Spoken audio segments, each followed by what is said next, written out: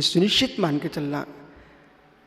आप ये न सोचे कि आचार्य महाराज की स्तुति चल रही है, ये मैं बहुत स्वार्थी आदमी, आपको विश्वास होना चाहिए, मतलब से ही बोलता हूँ, आपको मालूम होना चाहिए बहुत स्वार्थी आदमी हूँ। मैं उनकी स्तुति नहीं कर रहा हूँ, मैं अपनी समाधि की तैयारी कर रहा हूँ, क्योंकि आगम में लिखा है वेदनागी श्रवणों की महापुरुष स्तवन करने से पाप का शीघ्र क्षय होता है और पुण्य का प्रचंड आश्रय बंद होता है, और मित्र निधत्ति निकाचित कर्म का उपशमन यदि होगा इन वीतरागी देवसा गुरु के चरणों में ही होगा।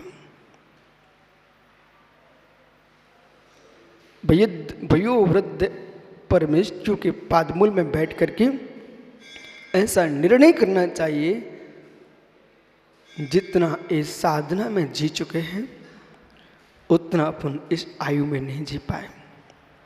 इसलिए भारत की भूमि पर मेरे देखते देखते सुमति सागर महाराज जी चले गए, मेरे देखते देखते आचार्य विमल सागर महाराज जी की समाधि हो गई, मेरे देखते देखते आचार्य सरमती सागर महाराज जी चले गए। आज अपने पास मात्र मात्र मात्र 3 आचार्य हैं, आचार्य संभव सागर महाराज, आचार्य कुंतु सागर महाराज, आचार्य विद्यासागर महाराज जी। ये 3 हमारे पास वयोवृद्ध आचार्य हैं। समाज का धर्म है इन महायोगियों के दर्शन करके और पुण्य अर्जन करके अपने पापों का उपशमन करने का विचार करें, क्योंकि जब पक्के फल में पड़ते फल पक चुका होता है, जब तक लगा है तो कब बरसों तक लगा रहे, उसका नियत नहीं है पक्के फल में पड़ दे। एक कविता लिखी,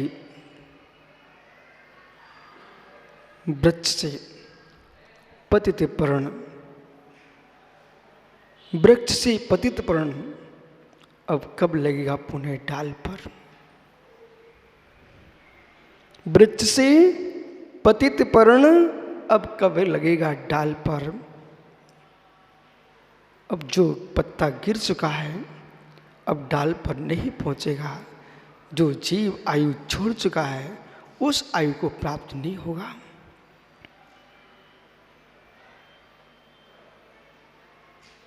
क्या हो गया? जिनेंद्र टीकम जाके गढ़ में जाके बोल देना, आज उनके दर्शन करके आए हैं जिन्होंने हमारे बुजुर्गों को संस्कार दिया था।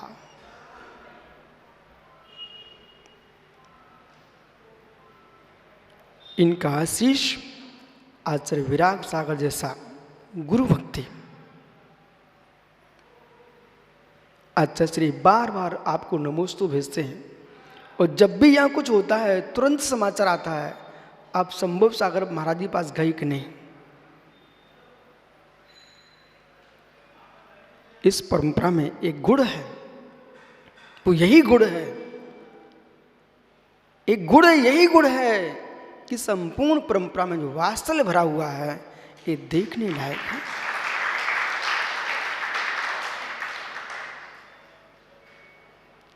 भले आचार्य महावीर कीर्ति महाराज जी के शिष्यों शैलेश आचार्य संभव सागर जी, लेकिन मैं जब जब भी उनके पास जाता हूँ त्रियोग आश्रम में तो वो एक बात जरूर बोलते, कभी ना कभी महावीर कीर्ति की बात करेंगे, तो कभी विमल सागर की बात करेंगे, तो कभी सरमती सागर की बात करेंगे।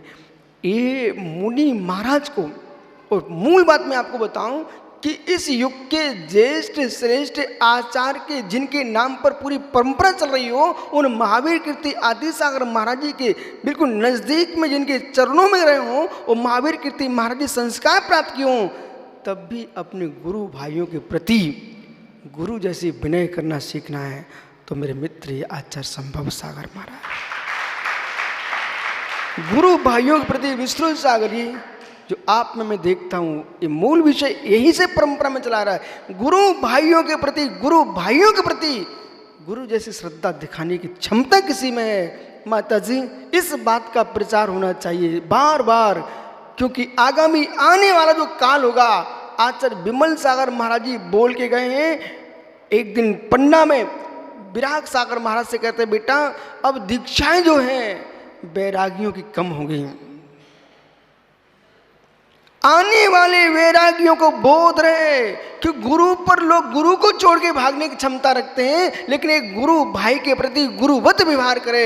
और जब भी ये कहते कि आचार्य विमल सागर महाराज जी बोल के गए हैं संभव सागर महाराज जी से, बोले बेटा ओम ह्रीम कहते जाओ। महाराज जी ओम ह्रीम जिम ओम ह्रीम नमः कहते जाओ और कर्म कटते जाएंगे। ऐसा आचार्य महाराज विमल सागर महाराज जी महाराज को गुरु मंत्र दे के गए, बस ओम ह्रीम नमः। कुछ नहीं आता है समाधि के काल में, बहुत ग्रंथ खोलने के लिए शक्ति नहीं बचती है, तो हमारा अंतिम स्वाध्याय नमोकार मंत्र है। और यदि वो भी न हो सके तो तत्वानुशासन में नागसेन स्वामी ने कहा, रामसेन स्वामी ने कहा है ओम।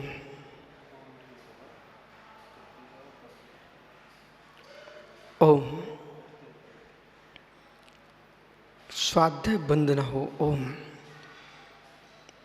आपका समय हो गया है। आज कानों के प्रवचन कम सुनना, आपको प्रवचन सुनिए, आंखों के प्रवचन सुना। और जिसने नेत्रों के प्रवचन सुन लिए हैं समर्थ सागर, उसने अपनी समाधि के संस्कार डाल लिए। गुरु का डांट, गुरु का दुलार, इन दो में मैं श्रेष्ठ मानता हूं। दुलार से बड़ा डांट है। दुलार से बड़ा डांट क्यों बोल दिया? कुंभकार घड़ा बनाता है, ठोके ना, ठोकता पहले है, पानी बाद में लगाता है। पानी बाद में लगाता है लेकिन ठोकता पहले है। ठोकेगा ही नहीं तो पानी लगेगा किसमें? इसलिए जीवन में मैंने यही सीखा है कि जहाँ गुरुओं का आशीष है, योग्यता दिखते हैं, तो उसको संभालते भी हैं, समझाते भी हैं। और बार बार मस्तिष्क में ये भाव नहीं आते हैं कि गुरु मुझे जानते कि नहीं, गुरु तुम्हें भूल जाए, वो विषय गुरु का है, हम गुरु को ना भूल पाए, एक विषय शिष्य का है। बौद्ध दर्शन में आज भी चाहे सांची हो चाहे गया हो, हड्डियाँ रखी हुई है, वे वर्ष में निकालते हैं, कितना बड़ा उत्सव मनाते हैं।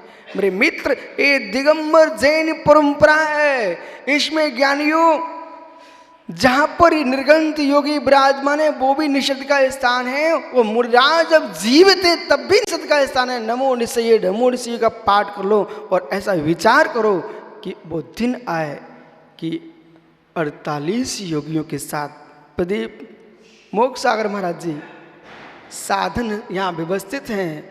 48 योगियों के साथ जब भी 48 योगियों के साथ किंचित मात्र भी सेवा में कमी न हो, लेकिन अभी अभी आचार्य महाराज ने एक शब्द बोला है, मैं बहुत ध्यान से सुनता हूँ और मेरे सामने कुछ कोई बोलना मत, मैं पकड़ लेता हूँ। आचार्य महाराज ने अभी कहा है, तन की सेवा करने के लिए तो बहुत आ जाएंगे, शरीर की सेवा दुनिया कर सकती है, समाधि तो मैं ही अपनी आत्मा करेगी। ऐसा जिसका निर्णय की समाधि आत्मा करेगी, उस जीव को अब समाधि के लिए दूसरे की कोई आवश्यकता नहीं। उपचार से लोग बैठे रहेंगे, उपचार से लोग बैठे रहेंगे, मुख्यार से तो छपक अपनी ही समाधि करेगा। इसलिए छपक राज के श्री चरणों में त्रिभक्ति पूर्वक नमस्कार नमोस्तु निवेदित करते हुए ऐसी भावना बातें हैं कि आप जैसा समय आए, षट रस का त्याग हो, षट रस का त्याग हो, धान्य का त्याग हो, पर रत्नत्रय धर्म में अनुराग हो, ऐसे परिणाम मेरे हों। षट रस का त्याग है, धान्य का त्याग है, और षट आवश्यक धर्म में अनुराग है। अनुराग न होता तो यहाँ चल के नहीं आते, चल के चले जाते। अनुराग नहीं होता तो सभा में संबोधन देने नहीं आते। ऐसी प्रार्थना है जब ये आपके पोते जब क्योंकि दादा पर अधिकार होता है, एक बार पिता डांट के बिठाल देता, लेकिन दादा पर अधिकार होता है। जब जब हम लोग मचलेंगे तब आपको हमें संबोधन देने आना ही पड़ेगा।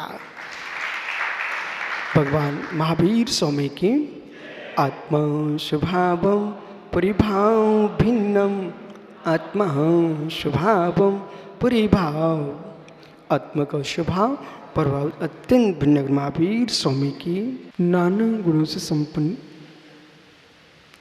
हे उपाधि दृष्टि से युक्त ब्रह्मांड में सर्वाधिक प्रज्ञावंत कोई जीव है, उसका नाम मनुष्य है। मनुष्य बड़ी प्रज्ञा इस लोक में किसी दूसरे जीव की नहीं है। तत्व निर्णय की दृष्टि त्रिंचों में सम्यक पत्ति की क्षमता तो है, देशव्रत की क्षमता है, लेकिन महामृत की आराधना करने की क्षमता त्रिंचों के अंदर नहीं है। देवों के अंदर सम्यक उत्पत्ति की क्षमता तो है, देशव्रत की भी क्षमता नहीं। नारकियों में सम्यक उत्पत्ति की क्षमता है, पर देशव्रत की भी क्षमता नहीं। एक कसाय के उपशमन से चारित्र को प्राप्त होना, एक तत्व को निर्णय से चारित्र को प्राप्त होना। मुमुक्षु चक्रेश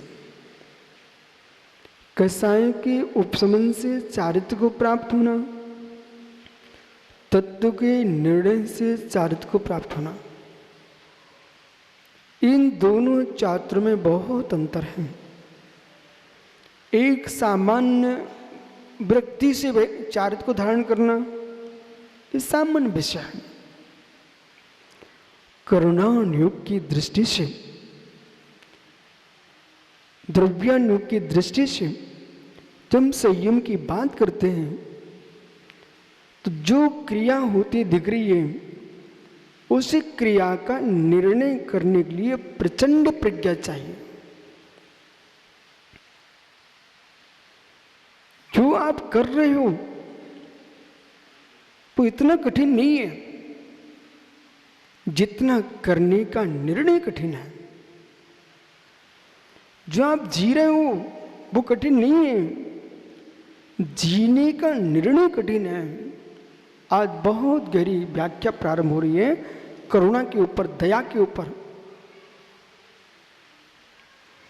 अज्ञानी की दया और ज्ञानी की दया, अज्ञानी की करुणा और ज्ञानी की करुणा, इन दोनों की व्याख्या समझना। आज अज्ञानी का चारित्र और ज्ञानी का चारित्र, चारित्र दोनों पालन करते। अज्ञानी का भोजन, ज्ञानी का भोजन, भोजन दोनों करते हैं।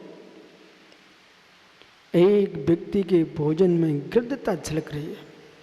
कभी कभी तो चक्रेश ऐसा लगने लगता है आहार कराते समय, चाहे वो सामान्य श्रावक हो, चाहे वो कोई त्यागी वृत्ति ब्रह्मचारी ब्रह्मचारी हो।